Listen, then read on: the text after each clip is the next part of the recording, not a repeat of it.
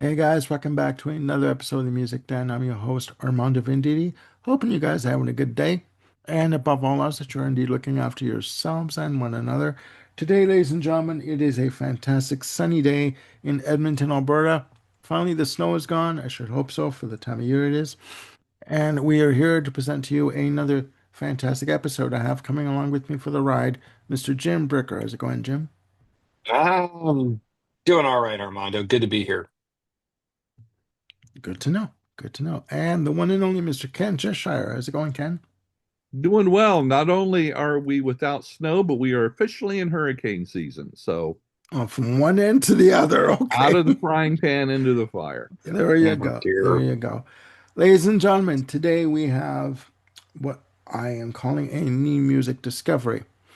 Even though these albums have been around for quite a while, we are looking at a triple threat here of albums that we're going to be discussing. Again, this is brand new to me.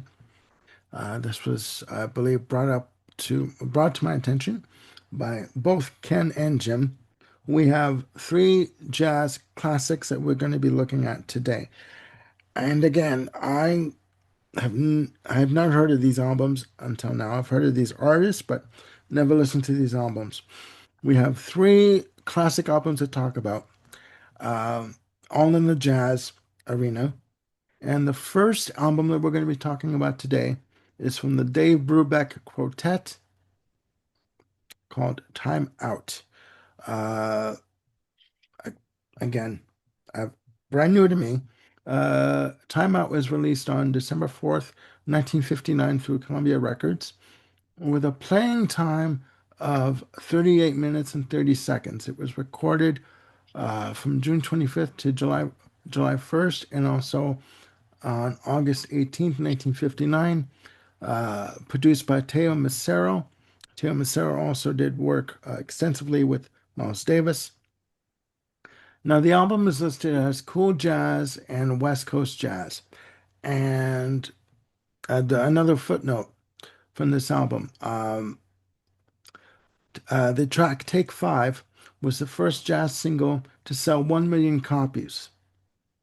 And in my notes, this album reached number two in the Billboard charts. So again, brand new to me. And before I give my opinion of this album, who am I going to pick on first? I What do you kind of say? want to hear your opinion first, Armando, as the newbie to these. Yeah, I mean, good I'm point. I'm Good curious point. as to your Good point. Yeah. impressions. Yeah. No Okay, problem. well, all right. Thank you, Ken. Thank you for putting me on the spot there, Jim, Mr. Tingler. All right. Hey. You break with tradition, so will I. There we go. All right, fair enough. Um, Ken, I hate um, you. there you go. Hey, There you go. you brought it up. This to me, again, brand new to my ears. Fantastic album. Uh, there are, there are albums that I was going to say that sound timeless, and this is one of them. Seven tracks in total on the album. Starts off with the track Blue Rondo a la Turk. Uh, and I should also say too, the track listing here, the song lengths are quite lengthy, 6 minutes plus, 7 minutes plus. Uh, but the lead off track again, Blue Rondo a la Turk, very dramatic intro, okay, and has a very relaxed feel. But there's also changes of tempo in this track. Uh, Great bass and alto sax on this, great piano, full of attitude and confidence in this track. And again, a lot of switches and time signatures and stuff. And it's a very dramatic ending. And I said this before we started taping. This album has a lot of drum solos in terms of the arrangements of the song. And you don't think of jazz having, the genre of jazz having a lot of drum solos or drum solos at all. For me, Hmm. I was surprised by that.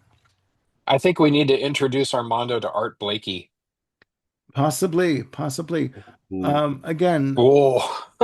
uh, other songs of note on the album. Strange Meadowlark, again, very soothing piano on this track.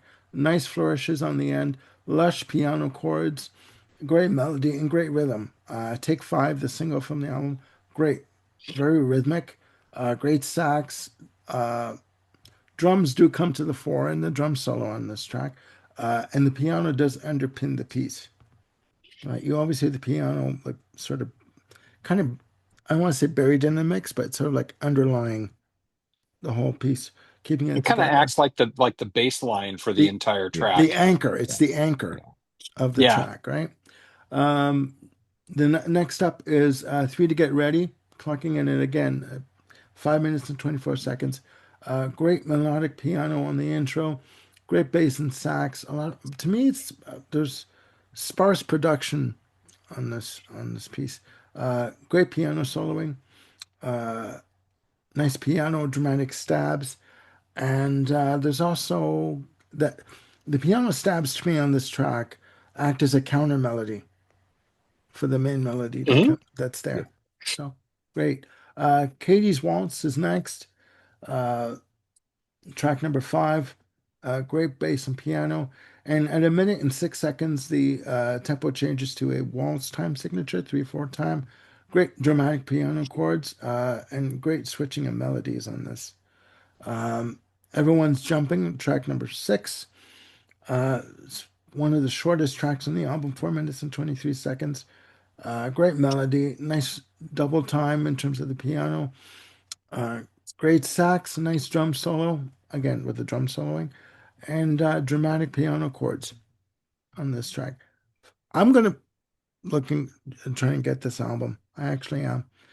The album ends off with track 7, Pick Up Sticks. Again, 4 minutes and 16 seconds. Strong bass, nice separation of instruments, and great rhythm on this track.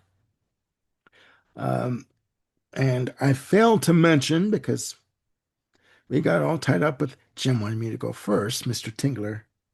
Um, Performing on the album, we have Dave Brubeck on piano, Paul Desmond on alto sax, Eugene Wright on bass, and Joe Morello on drums. Fantastic drummer. Fantastic. And again, hearing the drums, the drum soloing on this, amazing. I never expected it.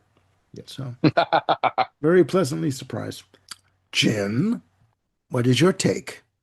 Well, my take on it is that it's a freaking masterpiece, and it's, one of several jazz masterpieces that came out in 1959. I mean, I don't know what the heck was in the water in the jazz world in 59, but there's probably 6 or 7 albums that you could comfortably call a masterpiece, and we're going to talk about another one of those a little later on. Are you going to list some The of the others? Well, you Miles got your Kind Davis. of Blue, you got Miles your Davis, Miles. Kind of Blue. Ornette Coleman, The Shape of Jazz to Come. John Coltrane, Giant Steps. My Birth. Holy cow, what a year. Yeah. Not that Ken is a fan of jazz, but there you But I go. was a fan of being born, though. So, yeah. Yeah, there you go. Yeah, exactly. Back to the Tingler. Back to the Mixed yeah, results, all but right, yeah. just get it out of your Yeah, okay. system. All right. All Sorry right. about it. No, you're not. I'm not. Go ahead.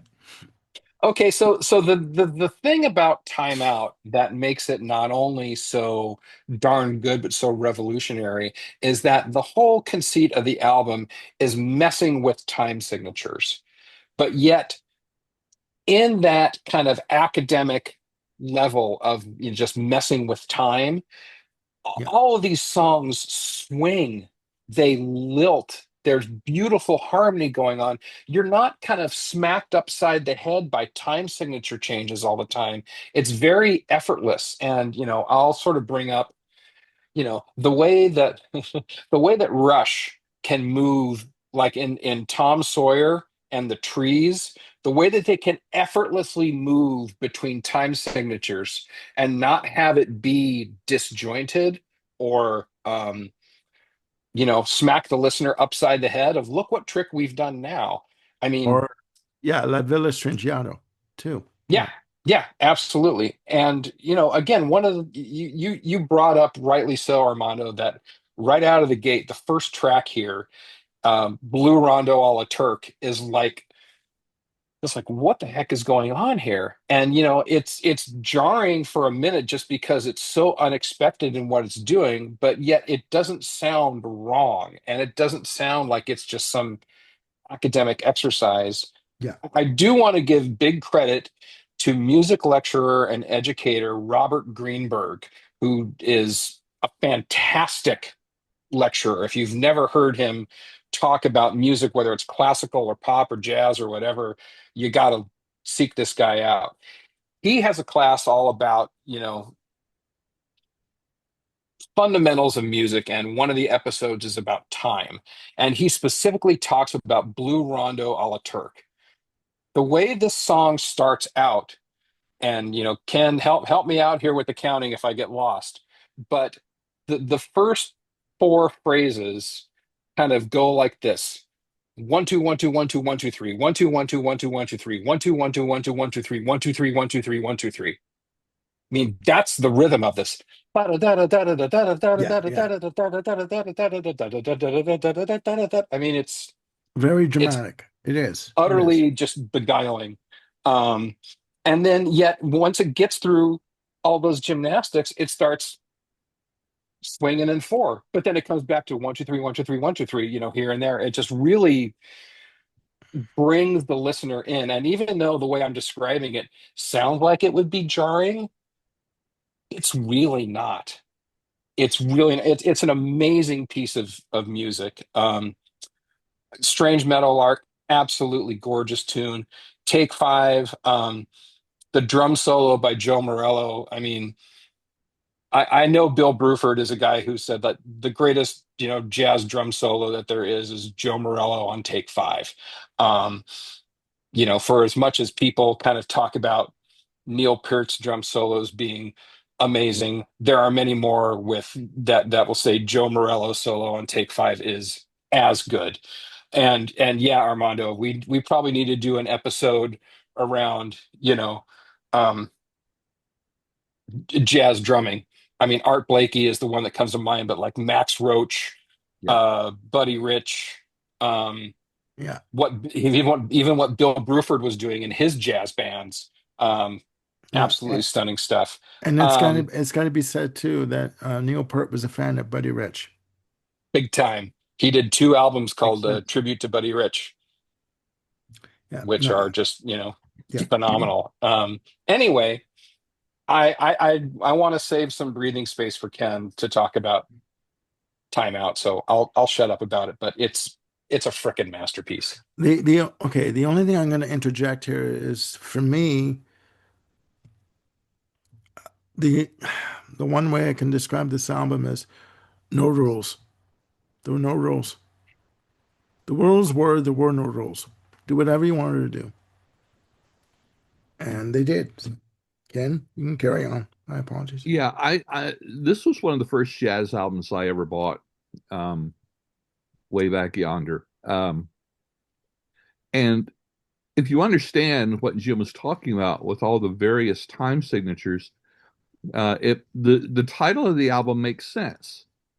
Time Out. Some people that don't know it think, oh, that's someone's taking a time out. It's like, no. Um, No. Not at first of all. all, first Not of at all, all. this album was monumental in bringing jazz to a wider audience. Oh my gosh! And if the title track doesn't sound familiar, I would almost guarantee you've heard it, bits and pieces of it in a TV series or a movie Commercial, somewhere. yeah, Yeah, yeah. commercial is I love it.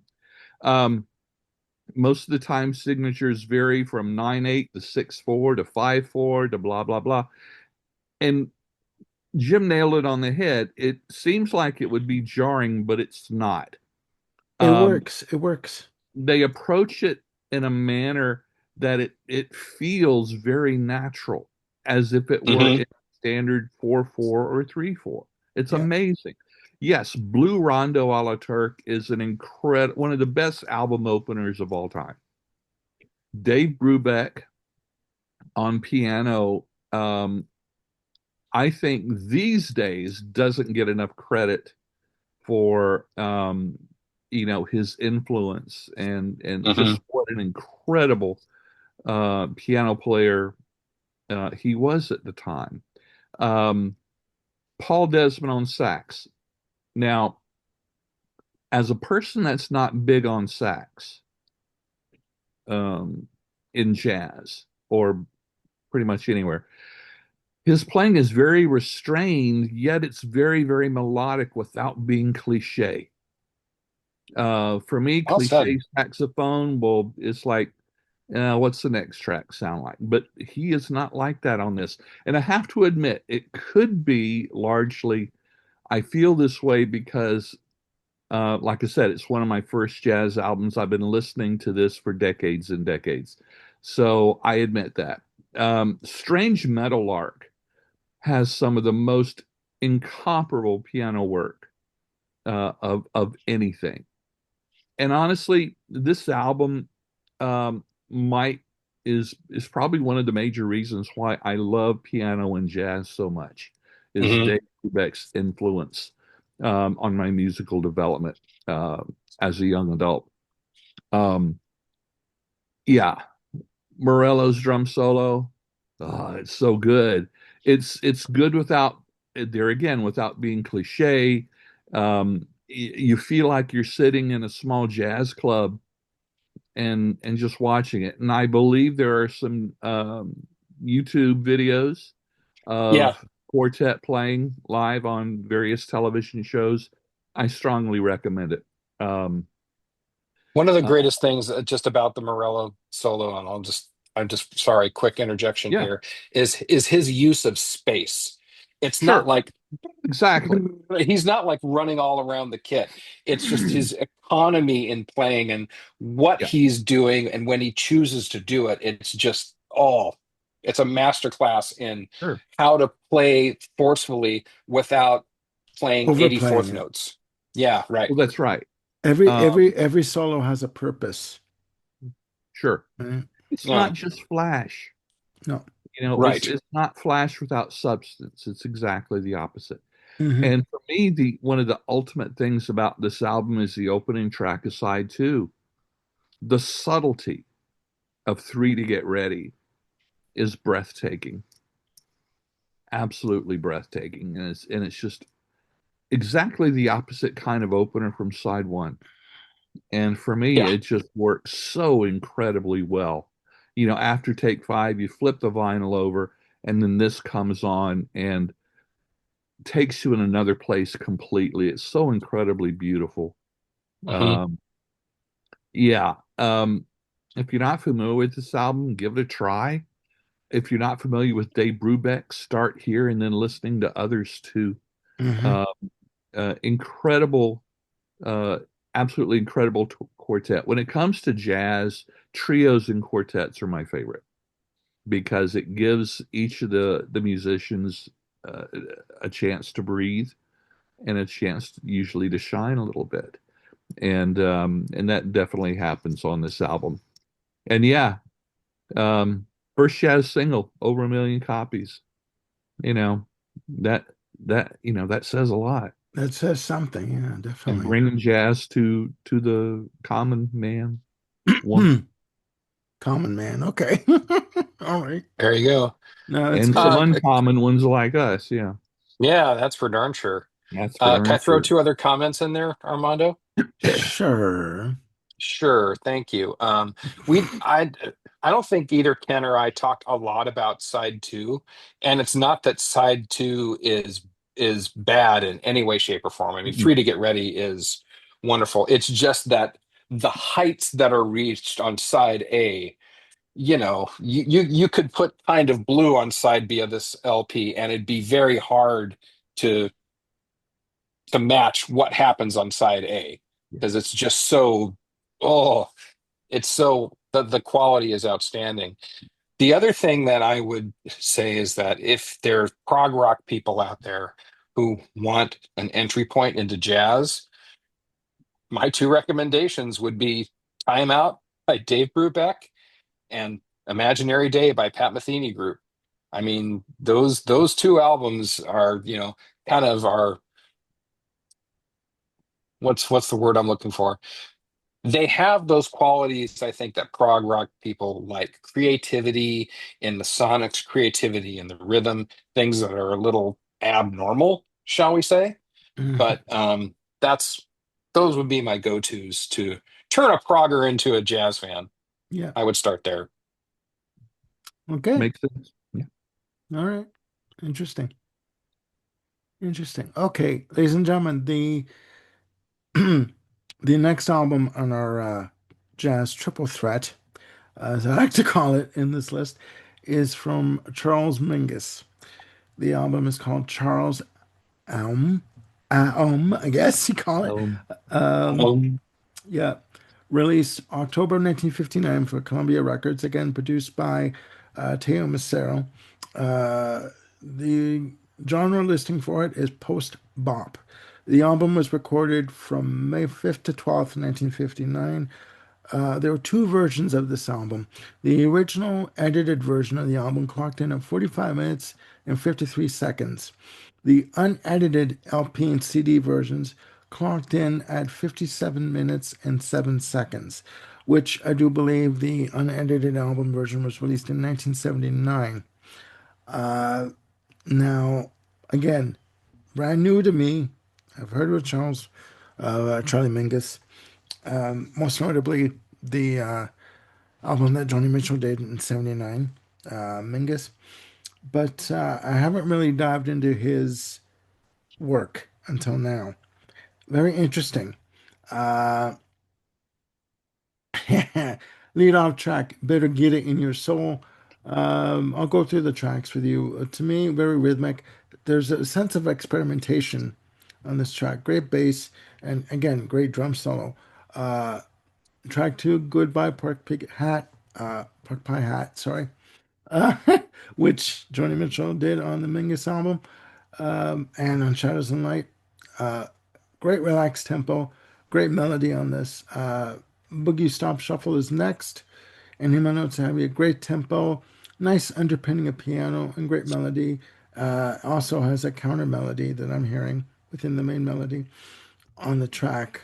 Next up, we have Self Portrait in Three Colors, one of the shortest tracks on the album, 3 minutes and 6 seconds. Nice slow tempo. In my notes, I have here a backdrop of tenor and alto sax. Sorry, only coffee in my mug, ladies and gentlemen. I promise. Track five, I saw that, Ken. Open Letter to Duke. Uh, Great fast tempo against Duke Ellington. Great fast tempo, nice sax soloing. And at 2 minutes and 5 seconds, to me, I hear a nice switch in tempo, great bass, builds on intensity, and has a very subtle coda on the ending of it. Just beautifully done. Track six, one of the lengthier tracks, Bird Calls. Flourish of horns on the intro, great fast tempo, great bass, nice piano solo on this, great drum solo, and again, sense of experimentation on this track. Again, the only rules were there were no rules. Do whatever you wanted to do. As long as it fit the mood of the song, just do whatever the hell you wanted to do. Uh, Next track, Fables of Fabus, 8 minutes and 14 seconds. Relaxed feel, switching of tempos, and again, beautiful wall of sax on this piece. Uh, Next up, track eight, Pussycat Dues. Okay, one of the longest tracks on the album, the unedited version, 9 minutes and 14 seconds. Strong bass on this, and great piano runs for me on this track. The original album ended off with a track called Jelly Roll, clocking in at 6 minutes and 17 seconds. Great tempo. Again, wall of sax, great bass and piano. And to me, it has a sense of play. Just sense of like, let's just have fun with this piece, Yeah. right? Yeah. Nothing too structured. Obviously, there's the core structure of the track, but let's see what we can do with this piece here. Let's have some fun, Yeah. you know. The extended version of the disc had three additional tracks, pretty much fall within the structure of the previous tracks I mentioned, but Pedal Point Blues, GG Train, sorry, and Girl of My Dreams, all clocking in between the 4 minute plus mark and the 6 minute 20 second mark. And again, I gotta say too, between this and the Dave Brubeck album, I would go for the Dave Brubeck album myself. I like this, but there's just something about the Dave Brubeck album that to me was more accessible. Oh, Um, sure. and here we go. We should say playing on the album, we have John Handy on alto sax and clarinet, tenor sax, uh, Booker Irvin on tenor sax. Oh boy, Sharf Hady on tenor sax, Willie Dennis on trombone, Jimmy Nepper on trombone, Horace Parlin on piano, Charles Mingus on bass, piano, and Danny Richmond on drums. Fantastic album, but I would still go for the Dave Brubeck. Um, so, Jim, your take? Yeah, this is definitely some jazz 101. I mean, this is whereas Time Out would be like jazz 1A in your college syllabus. Now you're getting into some advanced stuff here because melodically and harmonically, Mingus um, does go his own way. I mean, it's not like Ornette Coleman, where you're like abandoning common chord structures. It's just that Mingus, much like Thelonious Monk, was such a master of harmonization that he would kind of pick at the boundaries and sort of move beyond what was out there. So I think another reason why this album is a little more advanced is that it's got like eight players on it. And so it makes it a little more difficult to wrap your head around, especially when you have all the melody and counter melodies going on with the horns on all these tunes.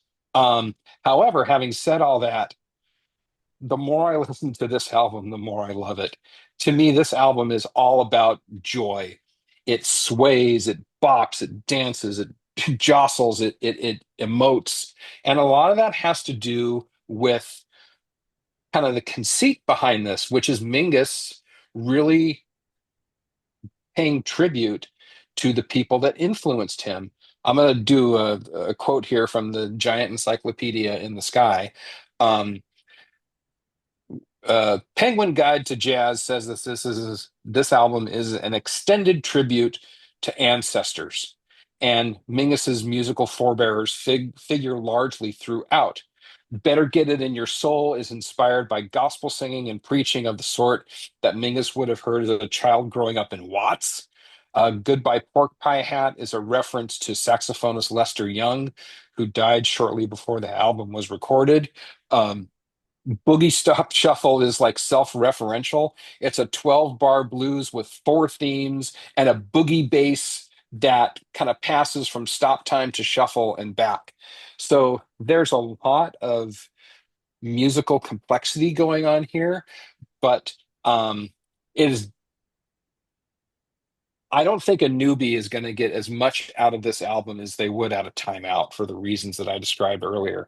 However, with repeated listenings, I think this album rewards just as much. And like we were saying before, this is, another one of those masterpieces that has come out of 1959. Um, I talked about the Penguin Guide to Jazz earlier when talking about this album. and they award this one of their, most things have like, stars, 2 stars, 5 stars, whatever. This is Yeah. awarded a crown, which is just like it's superlative. It's a must of any collection because it epitomizes something that's just great about jazz writ large.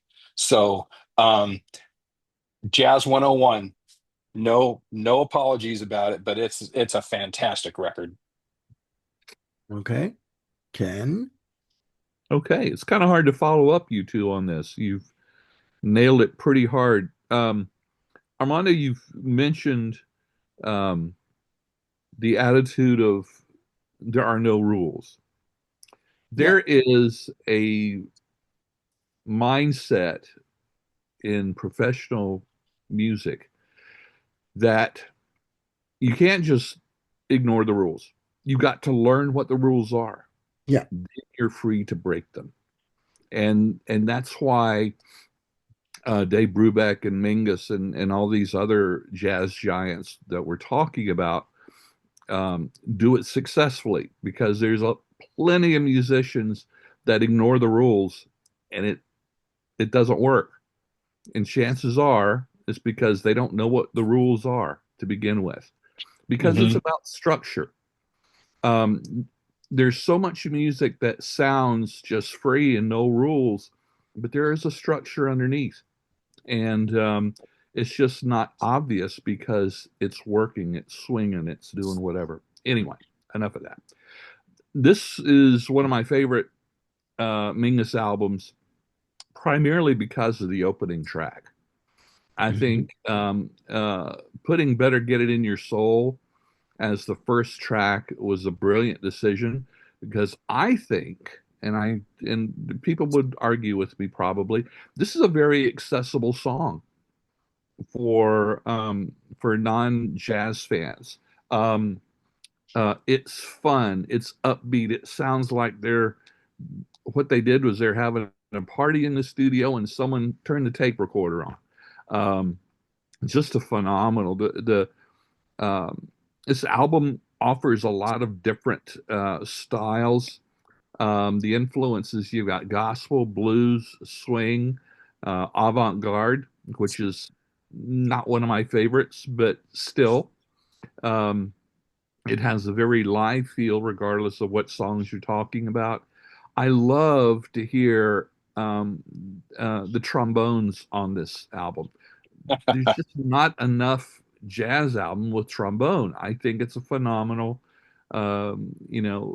instrument to use within jazz. Also, Jim was talking about, you've got a larger ensemble here. So we're fitting somewhere between that intimate, um, trio quartet feel, Feel. and then you've got the other extreme would be a big, big band jazz. This is in somewhere in between, so that gives them more room to do things, um, yet it doesn't lock them in to one extreme or the other. And and that's one reason why I think this really works. Yeah, the expanded combo broadens the sound and the scope of these songs. These arrangements are unbelievable.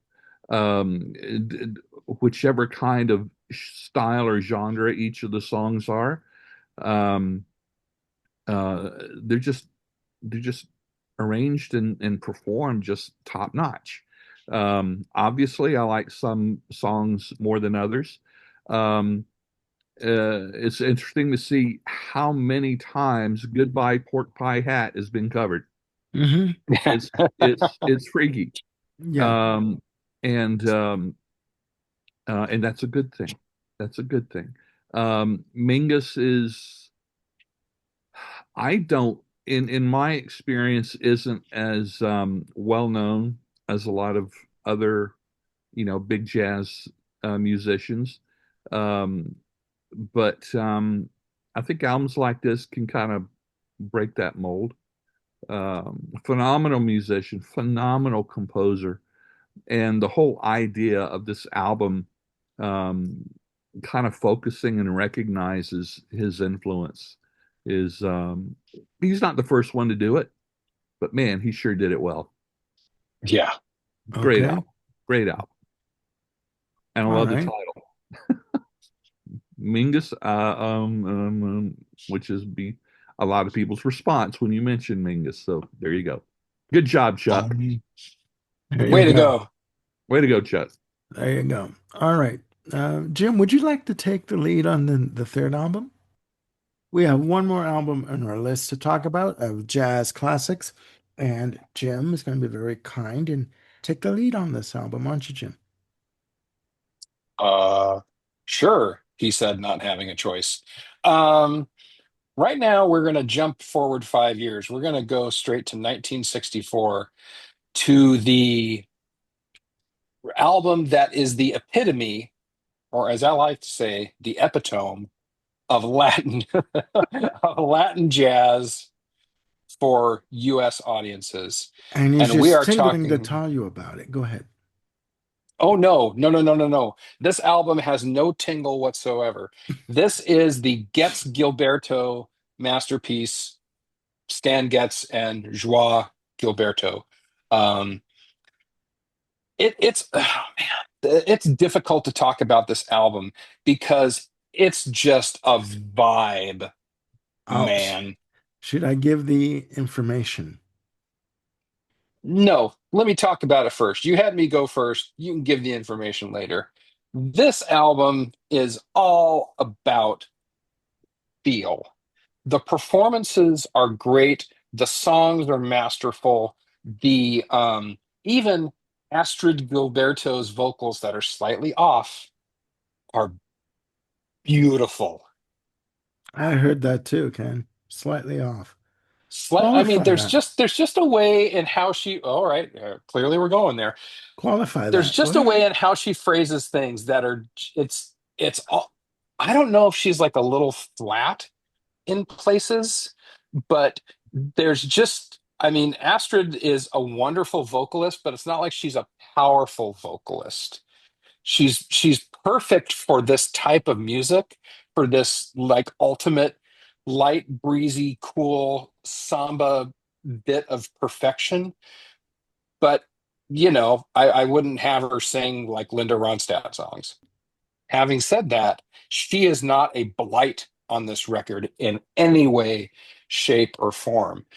Part of the whole feel of this record is the um, this kind of breathy, almost childish way that Astrid sings, and it's kind of childish, but it's for us, you know, red-blooded American males, it's sexy as hell.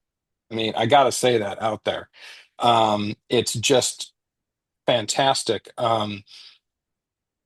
So, like I said, there are songs on here that are standards that have become standards in jazz. "Girl from Ipanema," "Desafinado," uh, "Corcovado," which is also called "Quiet Nights of Quiet Stars." Um, "O Grande Amor." I mean, this album is just dripping with the ultimate feel of Latin music and jazz. You know, Stan Getz's sax solos are kind of note perfect for what they're trying to do. The performances by Joao Gilberto and Antonio Carlos Jobim are just master classes in Latin jazz. Um, you know, uh, I guess the final comment I'll give on this is that as masterful as Time Out is, Getz Gilberto is, but it's a completely different feel. The Time Out has this kind of West Coast, you know, math jazz going on, which it kind of owns that whole territory. It plants its flag and says, "Yes, I own this subgenre," and it does. Getz Gilberto, the same thing. I mean, I've listened to a couple other Getz Gilberto records. I've listened to Sinatra's album with Antonio Carlos Jobim. There's actually a couple of them. Um, And none of those, as good as they are, capture just the lightning in a bottle. It's lightning in a bottle, but yet you're just on a beach with the biggest, best tasting Mai Tai you've ever had. And it's just a vibe. It's a chill. This is, I would almost put this up there with Kind of Blue, just because of the way it captures this feel so strongly and so completely. But no, it's not gonna beat Kind of Blue. It's not gonna beat Asia. It's not gonna beat Abbey Road. But it's an amazing record. Okay. Okay. And just to backtrack a little bit, ladies and gentlemen, I'll give you the information on the album. The album was released in 1964 with a playing time of 33 minutes and 36 seconds. Recorded March 18th and 19th, 1963. Produced by Creed Taylor. Released through Verve Records, and has a listing of jazz and bossa nova. So, we forgot to mention that in our verbal Wimbledon that we had going on there. So over to Ken with your view on this album. Yeah, what he said. Um, Okay. this album was key, just like Take Five was. It brought bossa nova to a wider audience in the United States. In listening to this album, and listening closely, um, I didn't notice any flaws in Astrid's vocals, but I could swear I can hear the soft breaking of the waves on the beach. It's not there, Yeah. but that's what your brain inserts into this album. Okay. Um, Well uh, said. the Grammy winning track, "Girl from Ipanema," is another one of those standards that has been covered. It's been mimicked. It's been parodied all over the place. Um, Ad nauseum. yeah, yeah, but for rightfully so. And Mhm. this was the first, not second, not third, but the first jazz album to win Album of the Year in '65. Yes, Jim. Okay, no, he was just agreeing with you. Oh, okay, all right. Yeah, it's the first. That's all. Yeah, okay, I got you. We're Yeah. number one. The Yeah. We're it's subtle. number It's one. yeah, it's subtle. It's smooth. You talk about comparing it to Almost Blue and all that. I don't think it can be compared because it's in a it within its subgenre. To me, I always look at these albums, Asia, Almost Blue. I find I can't compare them because of they're categorically different. Their genres and subgenres are different, and my brain um, has trouble doing that. I don't compare Rush to Seals and Crofts. It's just Yeah, yeah. Three Dog Night to Richard Wagner. No, it doesn't work Yeah. for my brain. Yeah. Um, Liberace to Led Zeppelin kind of a yeah, thing. even though they did an album together, go figure. The but it's hard to find. It's very hard to find. No, But I bet. yeah, but all three of these albums are the kind of jazz albums that depending on how old you are, your dad would have had in his collection, or your grandparents, depends on whatever. Um, and uh, and the covers are quite striking too. They grab your attention to it, rightfully yeah. so. But it's just, when it comes to chill albums, this is it. I discovered this album um, because of the bossa nova flavor of it. Um, right about the time Todd Rundgren released his bossa nova album with a twist. I had heard what? It's Just the true. the timing, you going from Todd to Gets Oh yeah, yeah, Gilberto, yeah. I it's mean, I was familiar with "Girl from Ipanema." It's like the title track from Time Out. Yeah. I'd been yeah. hearing that song for decades. Um, Yeah. so I was familiar with it, and always really quite liked it. That was a very lovely song. Yeah. But I never really dove into this genre bossa nova as a style or in jazz or whatever. And Mhm. so in reading about the Rundgren album and because I love that album so much, there were references to this. It's like, oh, I know that song. It's like, oh, maybe I'll listen to the whole album, and I did, and it's like, well, there you go. The rest is Yep. history. So, but yeah, that's one of the reasons that this is part of this dynamite trio. All three of these albums are just held up in high esteem for a darn good reason. Yeah. And And if you're all three deserve a place in people's collection.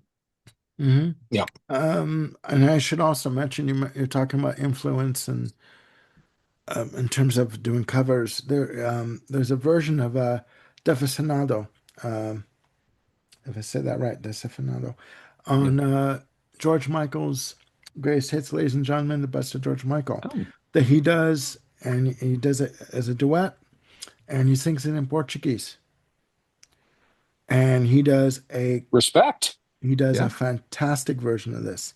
He is respectful of the original, and it is done masterfully, Excellent. like really good. So again, there's the influence is far reaching and across genres, and over the years. So yeah, no, it's good. Yeah. It's good. I am not a real fan of bossa nova, Okay. but Instead, I I will, give props. The music is done wonderfully, but it's kind of one note for me. I don't really find it that appealing in terms of wanting to go out and buy it, but Hmm. I can understand the appeal of it for some people, but it's just not one that I would listen to over. okay. All right. Yeah, And you said that before about bossa nova, so you're consistent. Very good. there you go. There you go. I want to thank Jim and Ken for joining me on this episode of the New Music Discovery and introducing me to three albums that I did not know existed. I knew of Girl from Ipanema in terms of hearing it over the years, and I have heard of Desafinado, but I've not heard the original. Um, Again, you know, music gets you at different times in your life, and it speaks to you at different points. And you may not understand or quote unquote get it when you first hear it, but who knows? You know, perspectives change over the years. So again, please check out these albums. You can get them on Amazon or wherever you buy albums or Discogs or eBay, or you can stream them on YouTube. And before you go out and buy them. And yeah, I mean, I've always said this: music is never a waste in terms of learning something new. You may learn something that you like, and you may listen to something that, with me, with regards to Getz and Gilberto, it doesn't get to you right away. It doesn't you don't it doesn't grab you right away, That's and okay. that's fine. That's fine. There's nothing wrong with that. You know what I mean? Yep. So, all right. So, ladies and gentlemen, please click like and subscribe, and do hit the notification bell to keep yourselves on top of any new content that we've got coming up. And thank you for tuning in for this insightful, confusing episode in terms of format that we've got for you. And we'll be back with more episodes. So please stay tuned for that. And we'll see you soon with more episodes on the music then. Bye for now.